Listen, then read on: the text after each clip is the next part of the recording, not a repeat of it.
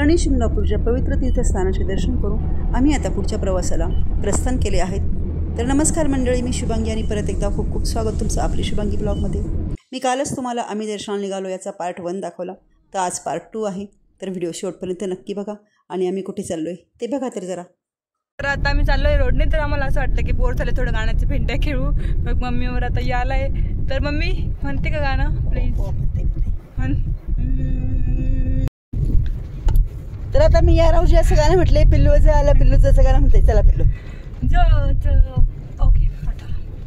जांभूळ पिकल्या झाडा खाली ढोल कुणाचा वाजत, जांभूळ पिकल्या झाडा खाली ढोल कुणाचा वाजत, हा हा हा ढोल वाजत, ढोल कुणाचा वाजती, पिकल्या झाडा खाली ढोल कुणाचा वाजत, तम्मा तम्मा लोगे तम्मा तम्मा लोगे तम्मा। तर अशा प्रकारे मस्त आम्ही गाण्याच्या भेंड्या खेळत गप्पा करत पुढच्या दिशेने चाललो होतो।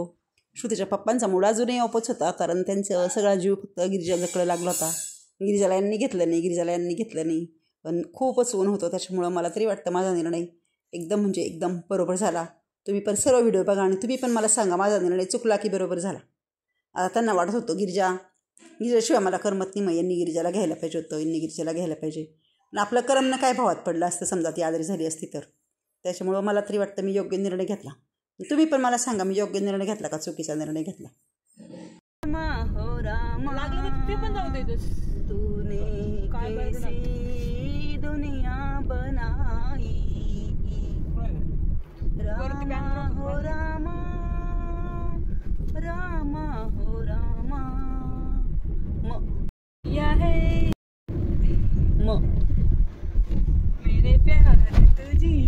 मैंने प्यार तुझी से किया है, मैंने दिल भी तुझी को दिया है, अब चाहे जो हो जाए मैं दुनिया से अब ना डरूं, तुझी से मैं प्यार करूं। आणि शनी शिंगणापूर पासून जवळजवळ 50 किलोमीटर आम्ही प्रवास केल्यानंतर आम्ही आता वृद्धेश्वर इथे पोहोचलो आहोत। तर वृद्धेश्वराचं मंदिर तुम्हाला दाखवते। आम्ही इथं पहिल्यांदाच आलो आहे। काय आहे हे मंदिर, चला बघूया।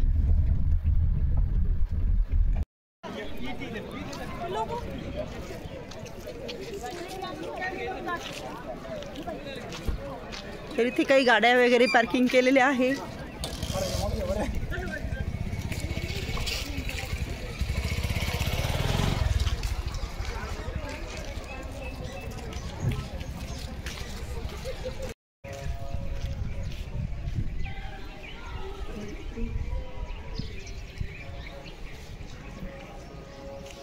हा मंदिर परिसर आहे, हे बघा वृद्धेश्वर मंदिर, आणि मोठी दगडी मंदिर आहे। हे मोठे दगडी बांधकामामध्ये केलेले सगळं हिमाडपंथी पद्धतीने हे मंदिराचं बांधकाम केलेलं आहे।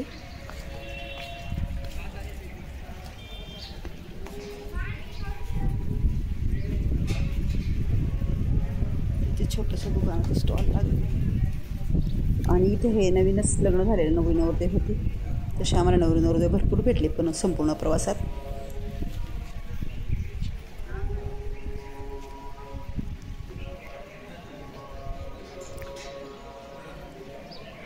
खूप छान मस्त मंदिर दिसतंय, मस्त परिसर आहे हा मंदिराचा।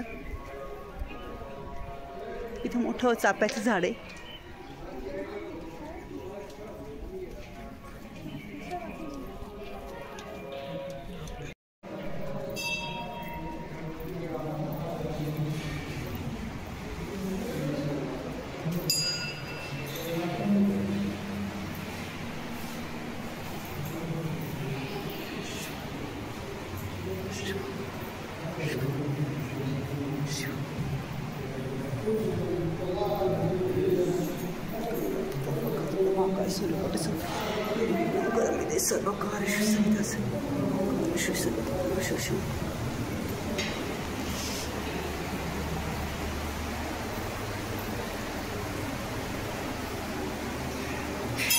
वृद्धेश्वर महादेव मंदिर। तर ह्या मंदिरामध्ये नवनाथ जे आहे आपले ते नवनाथ ह्या महादेवांची पूजा करायची आहे.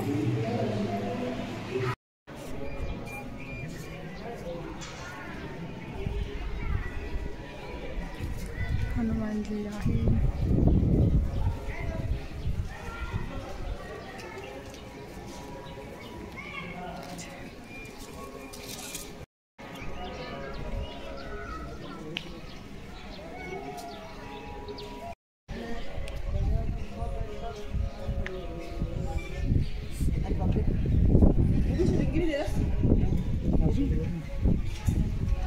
वृत्तेश्वरांचं दर्शन घेतल्यानंतर आता आम्ही मडी इथे चाललोय कानिपनाथांचं दर्शन घ्यायला.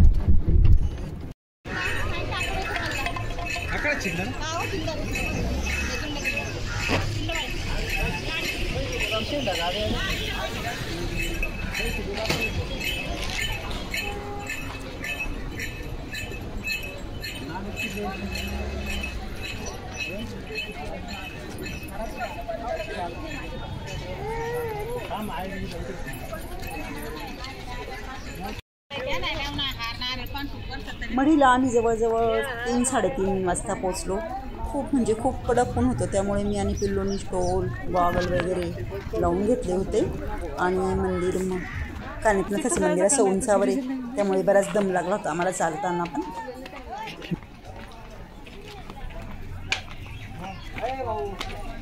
मम्मी थकली काय?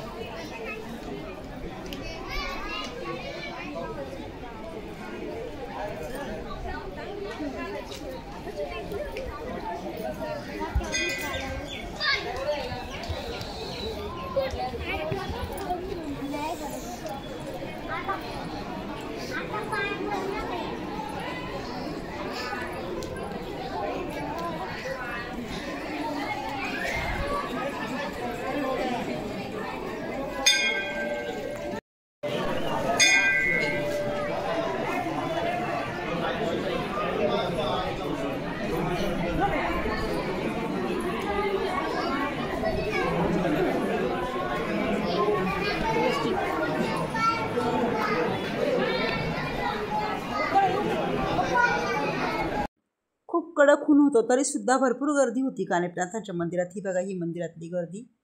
आणि कानिपनाथ हे जालंधरनाथांचे शिष्य आहे. जर तुम्ही नवनाथांचे पोथी वाचली असेल तर तुम्हाला कल्पना असेलच. जालंधरनाथांचे शिष्य कानिपनाथ. जेव्हा जालंधरनाथांना गोपीचंद राजा म्हणजे याच्यामध्ये गाडतो, त्यावेळेस कानिपनाथांनीच त्यांचा शोध लावला होता. म्हणजे गोरक्षनाथ सांगतात त्यांना की जालंधरनाथ ह्या या ठिकाणी आहे. मग त्यानंतर कानिपनाथ जाऊन स्वतः गोपीचंद राजाला म्हणजे सांगून, ती बरीच मोठी कथा आहे, तुम्ही नवनाथाच्या पोथीमध्ये वाचलीच असेल. तर मग कानिपनाथांचा जन्म हा हत्तीच्या कानातून झालेला आहे, त्याच्यामुळे त्यांचं नाव कानिपनाथ आहे. ती पण बरीच मोठी कथा आहे. तर ती नवनाथाच्या पोथीमध्ये सर्व आहे सविस्तर. मी वाचते ती आणि मला सर्व कथा माहीत आहे, पण आता एवढं सांगत बसले तर व्हिडिओ खूप मोठा होईल. तर ह्या मढीला पण आम्ही नेहमीच जातो. आणि दगडी बांधकाम आहे येथील मंदिराचं पण. तर इथे विठ्ठल रुक्माईचं मंदिर आहे, त्या मंदिरात पण आम्ही दर्शन घेतलं. तर इथे नवनाथ पारायण मंदिर आहे. मंदिर परिसरामध्येच हे मंदिर. भरपूर गर्दी इथे आणि असं उंच असं मंदिर आहे हे, त्यामुळे हे बघा आजूबाजूला निसर्गरम्य वातावरण आहे. तर नवनाथ पारायण मंदिरात मी तुम्हाला घेऊन जाते.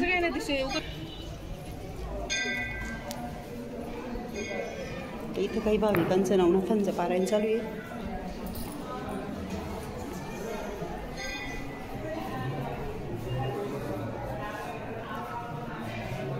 इथे नवनाथांच्या मूर्ती आहे.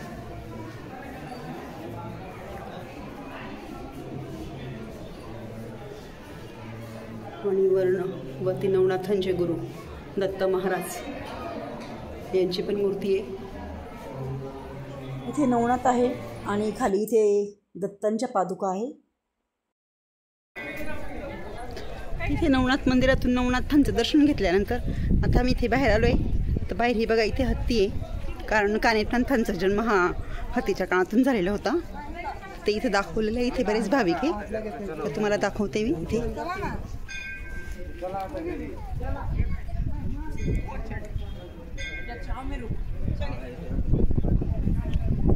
हे भरपूर मोठा गज म्हणजेच हत्ती आहे.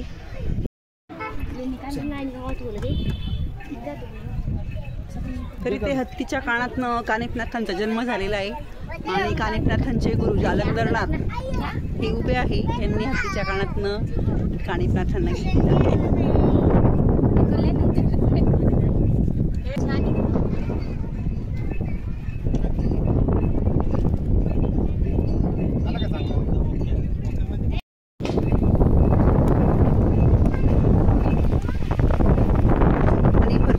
असं हे मंदिर आहे, त्याच्यामुळे हे बघा इथून संपूर्ण गाव दिसतंय. ओम चैतन्य कानिफनाथाय नमः, ओम चैतन्य कानिफनाथाय नमः असं मस्त मंदिरावर नाव लिहिलेलं. आणि मस्त दगडी मंदिर आहे हे. खूप ऊन आहे, तरी पण भरपूर भाविक इथे आहे दर्शनासाठी आलेले. पिलू निघायचं. खूप फरची खूप कडक तापलेली आणि खूप पाय पळतात भाविकांचे, त्याच्यामुळे हे बघा पाय पळू नये त्याच्यामुळे असं जाण्यासाठी ही इथे टाकलेले चटई सारखी मॅट टाकलेली मॅट, त्याच्यामुळे जरा बरं वाटतंय. खाली पाय ठेवणं तर शक्य पण नाही आहे. आम्ही खूप उन्हात आलो, कारण आता सुट्ट्यांची अरेंजमेंट जशी होती तसं आम्ही आलो आहे. तर चला, तर अशा प्रकारे आम्ही सकाळी 8:15ला निघाल्यानंतर बिरोबा, कोल्हारची देवी, शनी शिंगणापूर, त्याच्यानंतर आता कुठं वृद्धेश्वर, एवढे दर्शन तुम्हाला दाखवले. मढी राहिलं. मढी एवढे दर्शन तुम्हाला दाखवले. आणि आता आम्ही पुढे चाललोय पैठणला. तर पैठणचा व्हिडिओ खूप छान असणार आहे, कारण आम्ही पैठणला सर्वात प्रथम जाणार आहोत. महाराष्ट्रातलं नंबर 1चं धरण जायकवाडी धरण, या धरणावर. आणि ह्या धरणाचा व्हिडिओ तुम्हाला दाखवणार आहे. तर व्हिडिओ तुम्ही बघा. तर आता थेट आम्ही तुम्हाला जायकवाडी धरणावर घेऊन चाललोय. त्याला नाथसागर असे पण म्हणतात. तर चला जायकवाडी धरण बघायला. हे बघा, हे आहे नाथसागर, पैठणचं मोठं धरण. पैठणचं म्हणजे महाराष्ट्राचं धरण आहे. तर आम्ही धरणाजवळ येऊन पोचलो होतो, पण गाडी कुठे लावावी नेमकी लक्षात येत नव्हतं. मग आम्ही विचारून घेतलं गाडी कुठे पार्क करायची, कारण आम्ही पहिल्यांदाच तिथं गेलो होतो. याच्या अगोदर आम्ही काही इथं गेलो नव्हतं. मग तिथली काही पर्यटकांनी सांगितलं या ठिकाणी गाडी पार्क करा. थोडासा गोंधळ उडाला पहिली ते रस्ता, पण मग पर्यटकांनी सांगितलं त्याप्रमाणे आम्ही घेऊन गेलो आणि गाडी पार्क केली. आणि पुढे आम्ही नंतर धरण बघायला गेलो. तर या धरणाच्या मोऱ्या आहे, म्हणजे पावसाळ्यात खूपच पाणी झाल्यावर ह्या मोऱ्या ओपन करून देतात. आता बंद आहे सध्या. तर इथे धरणाच्या गेटजवळ खाली छोटंसं हॉटेल वगैरे आहे. बहुतेक इथे नाश्त्या पाण्याची सोय असेल. पण आता खूपच गरम असल्यामुळे इथे कोणी दिसत नाही आहे, शांतता आहे. आणि मस्त छान दाट झाडी इकडे आहे. बघा हा वडाचा वृक्ष किती मोठा.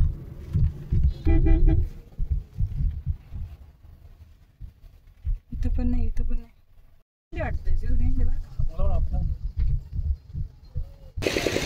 तर इथे धरणाच्या अगदी जवळ पायथ्याशी खाली भरपूर दुकानं वगैरे.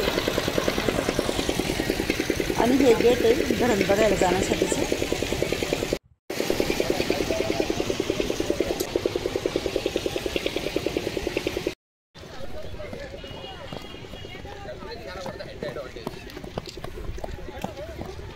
तर भरपूर कडक उन्हाळा आहे, तरी भरपूर पर्यटक इकडे नाथसागर बघायला आलेले आहे. तर आता आम्ही सर्व पण चाललो आहे नाथसागर बघायला. ते बघा इथे पायऱ्या आहे.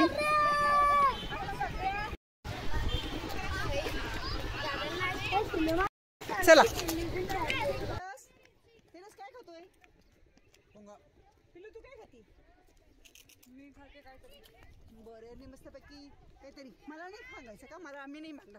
तर पिल्लूने मस्तपैकी खारे शेंगदाणे घेतले खायला आणि ते रसने मस्त पोंगे घेतले खायला. बाहेर आल्यानंतर आपण असं काहीतरी एन्जॉय करतो. घरी रोज आपले कामं, घरातलं भाजीपोळी खायचं वगैरे, मग बाहेरला थोडंसं वेगळं. तर चला आम्ही चाललो आता वरती.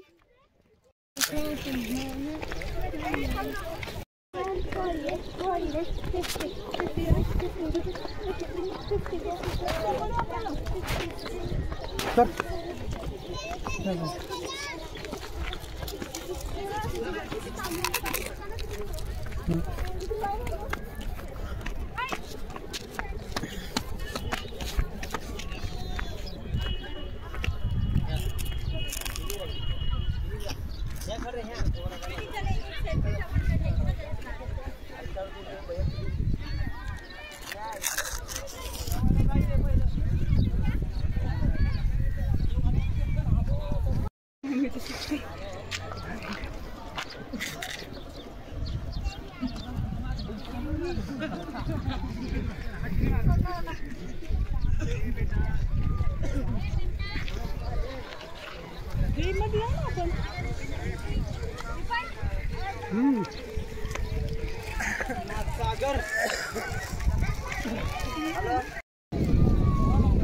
200 पायऱ्या चढल्यानंतर आम्ही आता वरती आलोय आणि हे बघा जायकवाडी धरण, महाराष्ट्रातलं 1 नंबरचं मोठं हे धरण आहे.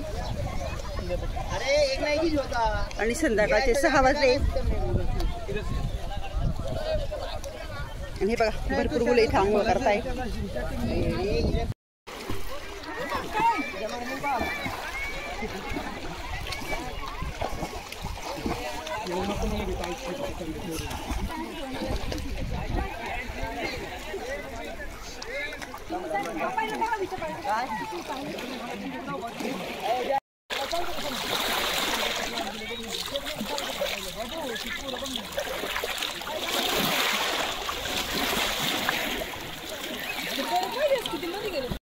तर हे बघा हा नाथसागर म्हणजेच जायकवाडी धरण, महाराष्ट्रातलं 1 नंबरचं धरण आहे. आता आमची फॅमिली इथे आलेली आहे आणि खूप मोठं खूप छान आहे आणि खूप सारी पर्यटक तिथे आहे.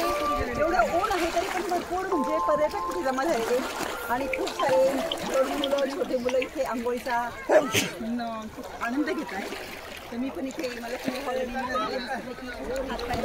फ्रेश झाली आता आम्ही निघतोय. तर चला तुम्हाला आता मी नाथ महाराजांच्या मंदिराकडे घेऊन जाते. चला मला ऊन उद्या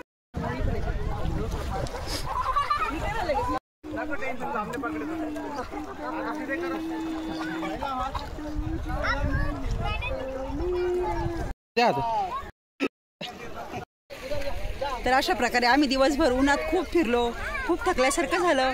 पण इथं आलं इतकं फ्रेश वाटतंय, असं वाटतंय आपण काहीच नाही थकलो असं वाटतंय. उठलो आणि फ्रेश झालो आणि इथे आलो कारण इथलं वातावरणच खूप खूप छान आहे. तुम्हाला परत एकदा मी इथलं सर्व समुद्राचं इथलं वातावरण दाखवते. हे बघा खूप सारे पर्यटक इथे मस्त आंघोळीचा आनंद घेत आहे. लहान मुलं, तरुण मुलं, माणसं भरपूर आहे. तर जायकवाडी धरणाची कॅपॅसिटी आहे 2909 मिलियन क्युबिक मीटर. तशीच याची लांबी 55 किलोमीटर आणि रुंदी 23 किलोमीटर. तर हे महाराष्ट्रातलं 1 नंबरचं धरण आहे आणि खूप म्हणजे खूप सुंदर इथलं वातावरण असतं. तेव्हा नक्की एकदा भेट द्या. महाराष्ट्रातलं नंबर 1चं धरण जायकवाडी धरण. तर हे पैठण येथे आहे. आणि पिल्लू बघा, पिल्लू काय चाललंय तुझं? खूप गरम होते केस. तर पिल्लूनी मस्तपैकी केस मोकळे सोडले होते, आता तिने केस बांधून घेतले. आता आम्ही निघालो इथनं. बाय बाय ब्रो, हात दे ना, मी पडायला बसले. तर चला बाय बाय.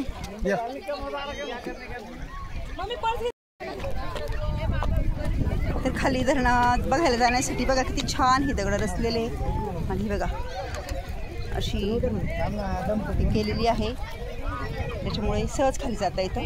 व्यवस्थित दगड छान रचून ठेवलेली. इथे पर्यटकांनी कुरकुऱ्यांचे कागद, पेपरचे पुड्यांचे कागद वगैरे आहे दिसते, कारण भरपूर पर्यटक इथे येतात.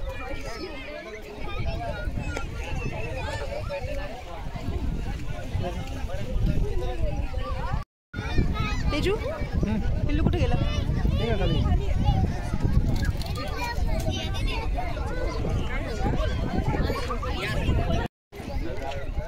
तर ह्या बोर्डवर पर्यटकांसाठी काही सूचना लिहिलेल्या आहे. हे बघा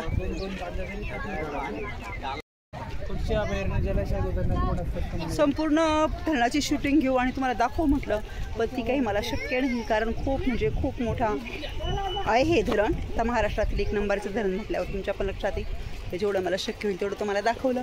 चला तर आता आम्ही धरणावरून निघतोय कारण पुढचा प्रवास करायचा आहे. चला चला तेरस पिल्लू चला. आता आम्ही आलो त्या मार्गाने परत चाललो आहे आणि अजून भरपूर पर्यटक येत आहे. तरी ते लहान मुलांसाठी मस्त गेम हे बघा. मस्तपैकी छोटीशी बोट आहे त्याच्यामध्ये लहान मुलं याचा बोटिंगचा एन्जॉय घेत आहे. आणि खूप सारे दुकानं इकडे लागलेली रसवंती वगैरे छोटे छोटे.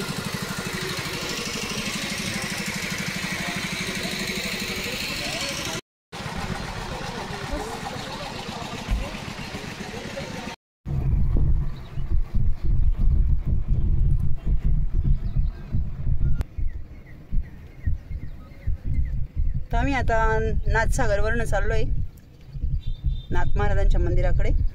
मंदिर गावात आहे, नाथसागर थोडं गावाच्या बाजूला होतं. चला तर मंडळी आम्ही निघालो दर्शनाला. पार्ट 2 याचा भाग मी आज इथे संपवते. अजून भरपूर आमचे देवदर्शनं बाकी आहे तर तो तुम्हाला उद्याच्या पार्टमध्ये बघायला मिळेल. तर तुम्हाला कसा वाटला आजचा व्हिडिओ? आवडला असेल तर नक्कीच लाईक करा, कमेंट करा. चॅनलवर नवीन असाल तर सबस्क्राईब जरूर करा कारण मी तुम्हाला नेहमी असंच नवनवीन दाखवत राहणार आहे. चला तर मग बाय.